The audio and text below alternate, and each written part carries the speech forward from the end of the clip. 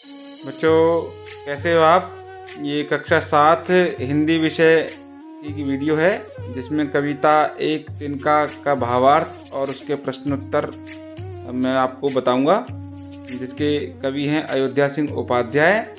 और इसी तरह की हिंदी के सभी कक्षाओं की वीडियो आपको प्लेलिस्ट में मिल जाएंगी। तो हमारी वीडियो को ऐसे ही देखते रहिए और अपना ज्ञान बढ़ाते रहिए। तो आइए शुरू करते हैं इस पाठ को। एक तिनका।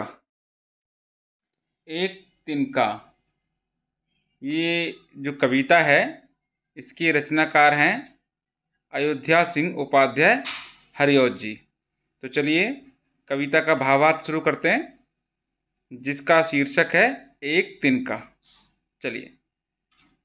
मैं घमंडों में भरा ऐंठा हुआ, एक दिन जब था मुंडेर पर खड़ा, अचानक दूर से उड़ता हुआ, एक तिनका आंख में मेरी पड़ा। तो एक बार इसके शब्दार्थ देख लेते हैं। ऐंठा अर्थात अकड़ा हुआ, मुंडेर कहते हैं छत के किनारे को, तिनका सूखी घास के टुकड़े को बोलते हैं। चलिए कविता की उपरोक्त जो पंक्तियां मैंने पढ़ी हैं इनका शब्दार्थ देख लेते हैं।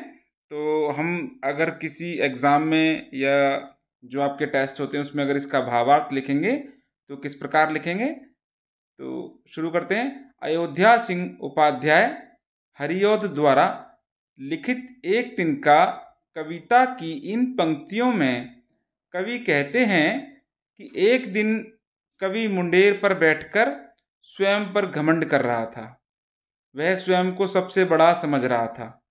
तभी अचानक हवा के एक झोंके से उड़कर एक तिनका उसकी आंख में आकर पड़ गया। चलिए कविता की अगली पंक्तियां देख लेते हैं। मैं झिझक उठा हुआ बेचैन सा, लाल होकर आंख भी दुखने लगी, मूठ देने लोग कपड़े की लगे, ऐंठ बेचारी दबे पांवों भगी। तो शब्दार्थ देख लेते हैं। बेचैन का अर्थ होता परेशान, दबे पांव भागना अर्थात चुपके से चले जाना। उपरोक्त पंक्तियों का भावार्थ देख लेते हैं। अयोध्या सिंह उपाध्याय हरिऔध द्वारा लिखित एक तिनका कविता की इन पंक्तियों में कवि कहते हैं कि आंख में तिनका पड़ते ही उसको बहुत दर्द हुआ। उससे अपनी बेचैनी सही नहीं जा रही थी। दर्द की अधिकता से उसकी आंखें भी लाल हो उठी। तब वह विवश होकर अपने आसपास के लोगों से सहायता की याचना करने लगा। लोगों ने कपड़े के मूठ की से उसकी आंख से तिनका निकालने का प्रयास किया। तब उसने पाया कि वह अन्य लोगों की सहायता के बिना अपनी रक्षा करने में असमर्थ है। यह अनुभव होते ही उसका घमंड दूर हो गया। अर्थात जो उसको अभी तक घमंड हो रहा था कि मैं अपने आप में परिपूर्ण हूं, परंतु एक तिनके के आंख में जाते ही उसका घमंड चूर हो गया। उसको समझ में आ गया कि मैं अन्य लोगों की सहायता के बिना मैं अपनी रक्षा तक नहीं कर सकता, स्वयं में मैं कुछ भी नहीं हूं। चलिए कविता की अगली पंक्ति में कवि क्या कहते हैं। जब किसी ढब से निकल तिनका गया, तब समझने यूं मुझे ताने दिए, ऐंठ था तू किस लिए इतना रहा, एक तिनका है बहुत तेरे लिए। समझ में आया? तो ढब का अर्थ है बच्चों इन उपरोक्त पंक्तियों में उपाय। तो क्या कहना चाहते हैं कवि यहाँ पर कि अयोध्या सिंह उपाध्याय हरिऔध द्वारा लिखित एक तिनका कविता की इन पंक्तियों में कवि कहते हैं कि लोगों ने अनेक तरीकों से तिनका निकाला, तब कवि समझा कि दुनिया में कोई बड़ा छोटा नहीं है। व्यक्ति का घमंड चूर करने के लिए छोटी से छोटी वस्तु ही पर्याप्त है।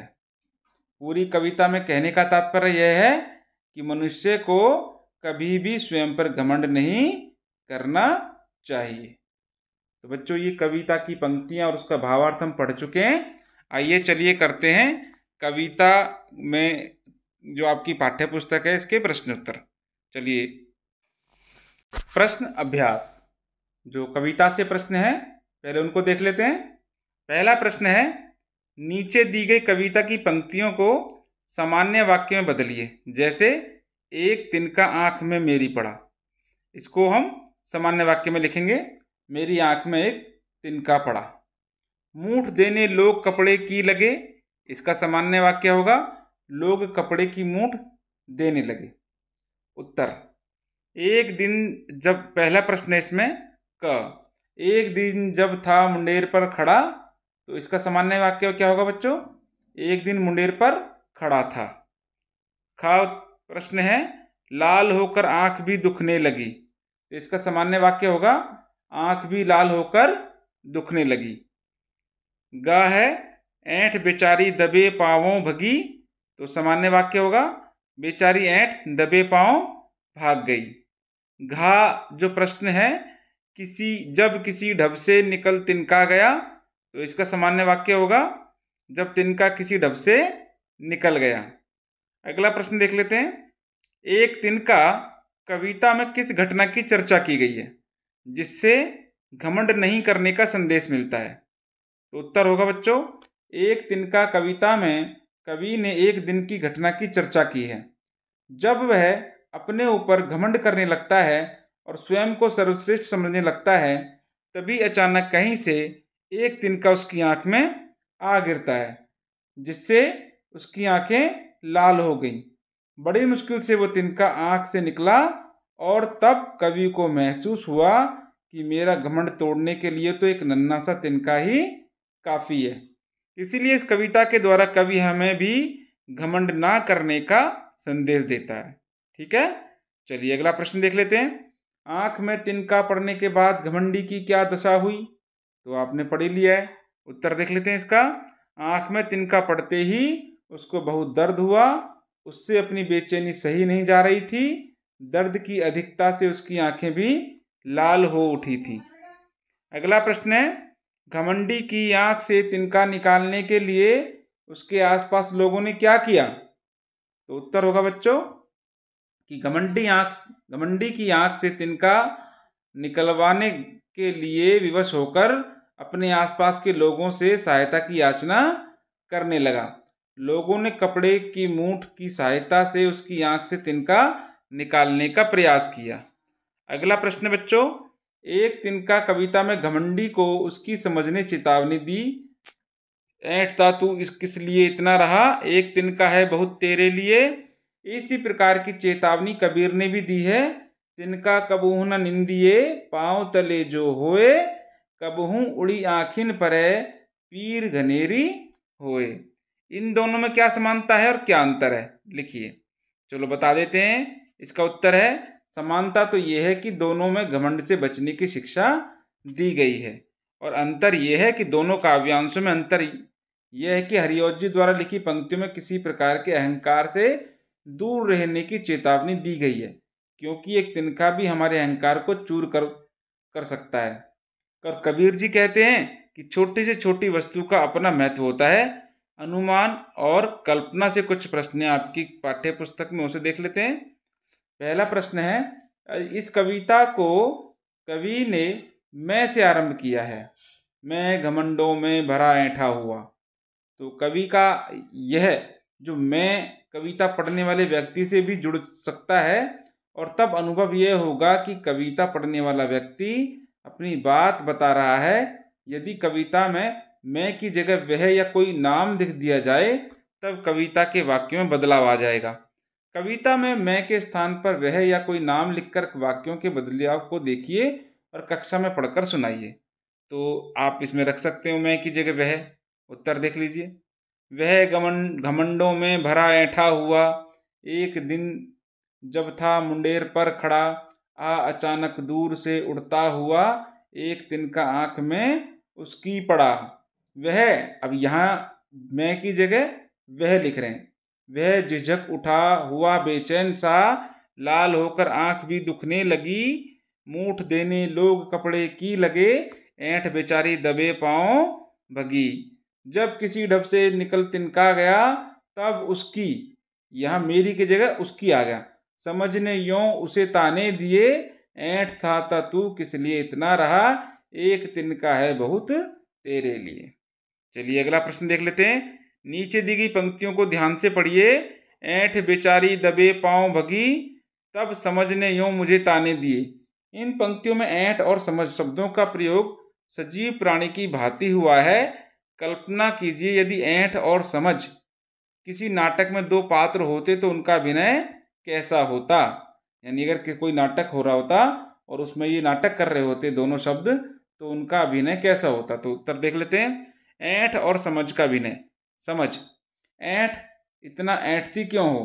तो ऐंठ बोलती है समझ तू नहीं समझ सकती। तो समझ कहती है मैं समझ जाती हूँ, तभी मेरा नाम समझ है। तो ऐंठ कहती है मनुष्य को अपने ऊपर गर्व होना चाहिए, तभी लोग सम्मान करते हैं। तो समझ कहती है ऐसी कोई बात नहीं, सम्मान गुणों का होता है। तो दोनों अपने अपने यहाँ पर डायलॉग बोल रहे हैं, जो उनके द्वारा लिखा गया दो डायलॉग हैं, वो अपने अपने डायलॉग बोल रहे हैं समझ और ऐंठ किसी नाटक के पात्र बनकर अभिनय के रूप में। चलिए अगला प्रश्न देख लेते हैं। नीचे दी गई कबीर की पंक्तियों में तिनका शब्द का प्रयोग एक से अधिक बार किया गया है, इनके अलग अलग अर्थों की जानकारी प्राप्त करें। तो एक बार वो पंक्तियां पढ़ लेते हैं। उठा बबूला प्रेम का, तिनका उड़ा आकाश, तिनका तिनका हो गया तिनका तिनके पास। उत्तर देख लेते हैं। जिस प्रकार के झोंके से उड़कर तिनके आसमान में चले जाते हैं और सभी तिनके बिखर जाते हैं, उसी प्रकार ईश्वर के प्रेम में लीन हृदय सांसारिक मोह माया से मुक्त होकर ऊपर उठ जाता है। वे आत्मा का परिचय प्राप्त कर परमात्मा से मिल जाता है। ठीक है बच्चों, यहाँ पर अनुमान वाले प्रश्न और उत्तर हो चुके हैं। अब भाषा की बात से कुछ प्रश्न देख लेते हैं। पहला प्रश्न है किसी ढब से निकलना का अर्थ है किसी ढंग से निकलना। ढब से जैसे कई वाक्यांशों से आप परिचित होंगे, जैसे धम से वाक्यांश है, लेकिन ध्वनियों में समानता होने के बाद भी ढब से और धम से जैसे वाक्यांशों के प्रयोग में अंतर है। धम से, छप से इत्यादि का प्रयोग ध्वनि द्वारा क्रिया को सूचित करने के लिए किया जाता है। नीचे कुछ ध्वनि द्वारा क्रिया को सूचित करने वाले वाक्यांश और कुछ अधूरे वाक्य दिए गए हैं। उचित वाक्यांश चुनकर वाक्यों के खाली स्थान भरिए। चलिए देख लेते हैं। तो जो शब्द हैं वो है छप से, टप से, थर्र से, फुर्र से और सन से। तो पहला है मेंढक पानी में कैसे कूदेगा, छप से कूद गया। नल बंद होने के बाद पानी की एक बूंद कैसे चू गई, टप से चू गई। शोर होते ही चिड़िया कैसे उड़ेगी, फुर्र से उड़ी। ठंडी हवा सन से गुजरी, में ठंड में थर से कांप गया। ठीक है, तो सारे शब्द इस्तेमाल हो गए वाक्यों में। तो बच्चों यहीं पर इस प्रश्न का भावार्थ और प्रश्न उत्तर समाप्त होते हैं। हम आपसे इसी प्रकार अगली वीडियो मिलते हैं, अगले पाठ का भावार्थ और प्रश्नोत्तर लेकर। आप हमारी वीडियो को ऐसे ही देखते रहिए, और अगर पसंद आती है तो लाइक भी करें, शेयर करें और हमारे चैनल को सब्सक्राइब करें। धन्यवाद।